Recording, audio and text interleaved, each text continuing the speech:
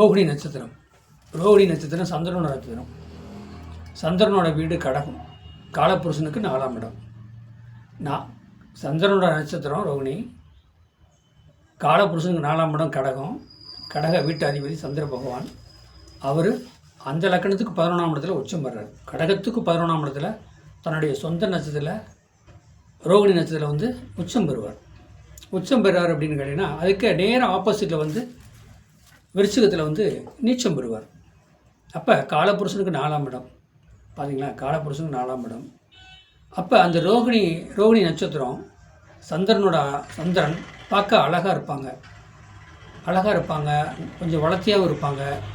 நீரோடை அந்த கடக லக்கணத்தில் நீர் எப்படின்னா அப்படியே தெளிந்த நீராக இருக்கும். அதே மாதிரி அவங்க மனசும் வெள்ளையாக இருக்கும், வெள்ளை மனசு. சந்திரனா வெண் தானே, வெள்ளை. அப்போ அந்த மாதிரி ஒரு அமைப்பு உள்ளவங்க, தாய்மை பண்பு உள்ளவங்க, எல்லாத்தையும் அனுசரித்து போகணும்னு நினைக்கிறவங்க. ஒரு ஃபேமிலியில் போய் இருக்காங்கன்னா, மேரேஜ் பண்ணி பொண்ணை கொடுத்துருக்காங்கன்னா எல்லாத்தையும் அனுசரித்து போயிருக்கக்கூடிய வாய்ப்பு நிறையா இருக்குது.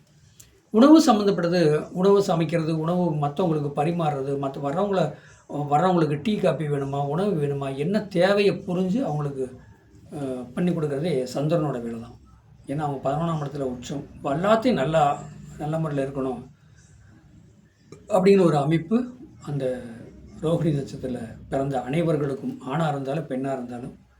கேட்ரிங் படிப்பாங்க, உணவு சம்மந்தப்பட்டது, இந்த மாதிரி ஹோட்டல், இந்த ரோட்டோர கடையெல்லாம் பார்த்திங்கன்னா வச்சுக்கோங்க, அவங்க கூட ரோகிணி நட்சத்திரத்தில் தான் பிறந்திருப்பாங்க. சந்திரனோட ஆதிக்கத்தில் பிறந்திருப்பாங்க. உணவு சம்மந்தப்பட்டது, விவசாயம் சம்மந்தப்பட்டதெல்லாம் பார்த்திங்கன்னா இப்போ தஞ்சாவூர் சைடு போயெல்லாம் பூராமே ரோகிணி நட்சத்திரம் இருக்கும். ரோகிணி சந்திரனும் சனியும் இன்வால்வ் ஆகிருப்பாங்க. அந்த விவசாயம் சம்மந்தப்பட்டது சனி, அந்த மாதிரி ஒரு அமைப்பில் தான் நான் நிறையா சாதத்தை பார்த்துக்கிறேன். ரோகிணி நட்சத்திரத்தில் பிறந்தவங்க அனைவரும் நல்ல தாய்மை பண்பு உள்ளவங்க, நல்ல என்ன சொல்கிறது, அனுசரித்து போவாங்க, ஃபேமிலி அனுசரித்து போவாங்க. அவங்களுக்கு பிறக்கக்கூடிய பெண்கள் ஆண்களையும் நல்லா அனுசரித்து வளர்த்தி கொண்டு போவாங்க. அதே பாருங்கள், 7ஆம் இடங்கிறது செவ்வாய் வீடு. கணவர் தான் ரொம்ப டென்ஷன் ஆவார், ரொம்ப ஒரு பொறுமை இல்லாமல் இருப்பார்.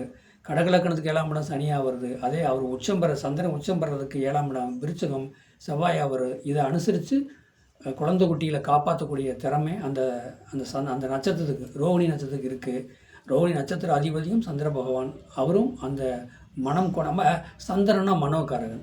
இப்போ சூரியன் சொல்லக்கூடியது பார்த்திங்கன்னா ஆத்மகாரகன், உயிர் உள்ளவர். அதே சந்திர மனோகாரகன், மனசை ஒரு புத்தி ஒரு யோசனை இல்லாமல் பண்ணக்கூடியவர். ஆனால் அந்த ரோகிணி நட்சத்திரத்தில் பிறந்தவங்க எல்லோரும் மற்றவங்களை குழப்புவாங்க, ஆனால் அவங்க தெளிவாக போவாங்க. என்னுடைய சேனலை சப்ஸ்கிரைப் பண்ணுங்கள், பெல் பட்டன் ஆன் பண்ணுங்கள், மற்றவங்களுக்கு ஷேர் பண்ணுங்கள். வாழ்க வளமுடன், வாழ்த்துக்கள்.